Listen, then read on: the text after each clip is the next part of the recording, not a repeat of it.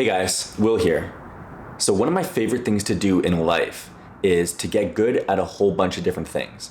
I never want to be pigeonholed as the guy who can program. Like, I don't want to be the programmer. I don't want to be the videographer. I don't want to be the music producer. I don't want to be the director, the actor, any one particular thing. There's so many unique experiences that we can have in life, and you basically just open the window to being able to experience all of these cool things, the more competent you become in a whole bunch of different skill sets.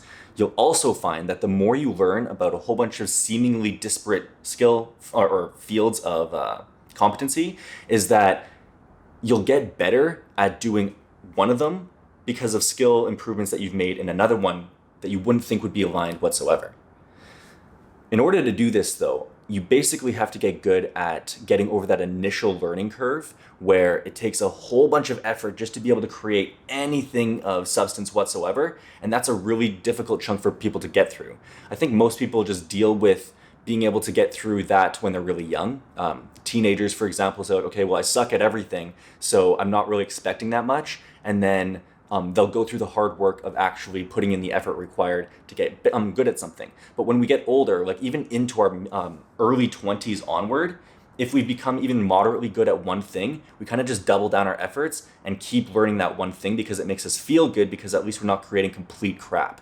So what I want to do in this video is I want to give you a strategy that has worked very well for me for getting past that first point, getting good at things, and being able to get to the point where you can feel good as quickly as possible. Because all of the effort that you put into learning anything or creating anything all comes from the emotional driver of feeling passionate about it. You don't feel passionate about something if you suck at it, but you will feel more and more passionate about something if you can at least create something that is kind of cool looking.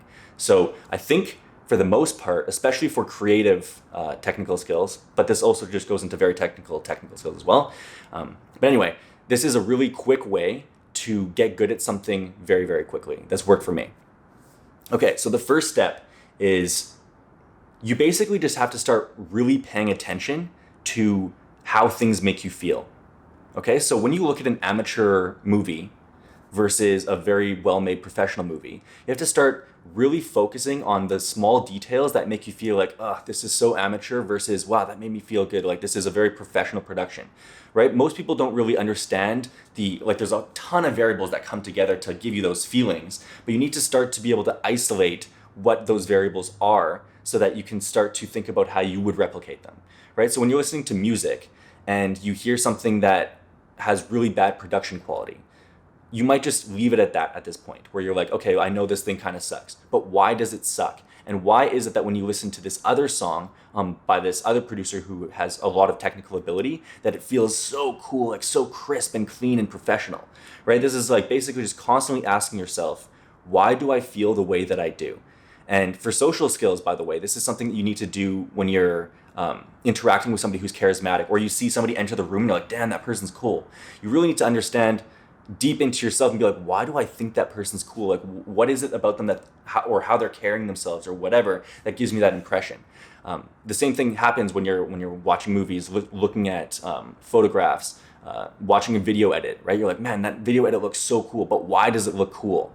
You can't just go and you can start to break it down into its constituent elements and say like, okay, I really like a song, for example, when it has a very hard hitting, like wham kind of element to it. I mean, that's basically what happened to trailer music after Inception came out, where they used a lot of whams, and then the replication of that worked at least for a little while until people get bored of a particular meme type of thing. But in any case, this actually ties into my next point, which is the second step is you need to start replicating the things that you like. And by replicate, I literally just mean outright copy them. A lot of people have an issue with, if they want to start making music, they're like, I want to make music that's mine. That's my type of music. But you have no idea what your type of music is anyway. And the building blocks upon which you can build up your own persona, musically, videographically, whatever, has to be built upon a technical skill set that you can only really learn by doing other people's stuff first. Okay, so I'm gonna make videos that kind of drill into this in a little bit more specific detail for different type of skill sets that I've already tackled. So music production, you probably get the point that I've done that before. Video production, web development, and design skills in general. Programming I might touch on a little bit, but that's a little bit of a different thing. But I might touch on that later. In any case, basically you need to find what the easiest way to construct something that doesn't suck is. And that includes is copying as many people as you need to in order to accomplish that, and then just do that, right? So when you're making music, for example, there's what are they called? Song construction kits, and basically they have loops, right? So that has your kicks.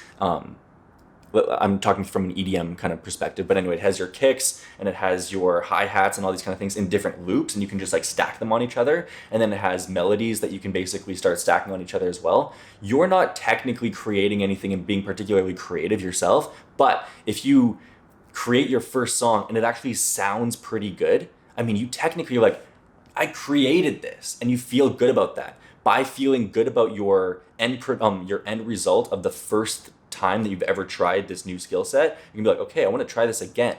And then the next time you might use a little bit less of a looping thing, or you might use a little bit more creativity in the way that you layer things. And it just starts to build upon that. So everything has to come from a state of replication and copycatting first. And then over a whole bunch of repetitions, you'll start to get like, I think it would actually be kind of neat if I tried to add this effect in. And you'll also get a good idea on what effects to use in these contexts by listening to other professionals. And that goes back to the point of the first point is like, I really like when they use this effect that made it sound like they were going underwater. I want to just see if I can throw that into my next song, right? So you're constantly looking out for these things that made you feel like other people's productions were awesome, and then copying that and throwing it in. The third point, though, is that while you're doing this, you're going to need to know how to actually technically do it. And that's just YouTube. Never before in history have we had access to the resources that YouTube gives us access to. You can pretty much learn any technical skill you want by just going and learning from YouTube videos. So again, let's say we're talking about video production, right? So you have a decent idea of how you want to make a video go, and you're like, okay, well, I see when they're transitioning between these two scenes, they speed it up and then they slow it down. They speed it up and slow it down, and you'll find out that that's called speed ramping.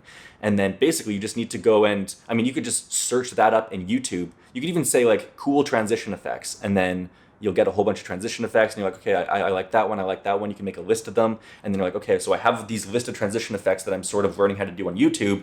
And then you look at a really good and accomplished videographer's videos, and you're like, okay, I can see how they use transitions here, here, here. So I'm literally just going to go and take 50 seconds from this one videographer's video and say, okay, they use this transition, then this transition, then this transition, then they use this scene with this scene, with this scene, and literally just copy it, just scene by scene, copy the exact same type of thing with your own footage or whatever. It's not going to be as good as theirs because they've just absorbed so much knowledge from experience, and there really is no substitute for experience. But you'll come away with something that feels pretty cool. You're not going to come away again with something that feels uniquely you yet, but that happens after you kind of just have this desire to mess with your replications. After you get to the point of like, you know what? I'm not gonna do this time. I think it would be cool if I just did this. And those little I think it would be cool if moments will happen after you've built the technical skill set of being able to construct a song, being able to construct a video, whatever it is. Okay, and then the fourth tip, and this might seem kind of obvious, but it's just to do it. You have to prove to yourself that you have the capability of actually creating something.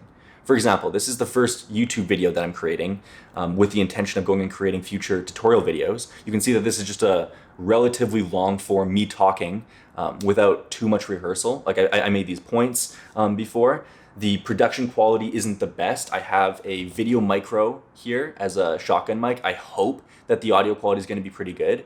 I think that I've set this up decently well, so I'm not like clipping and the lighting isn't absolutely terrible.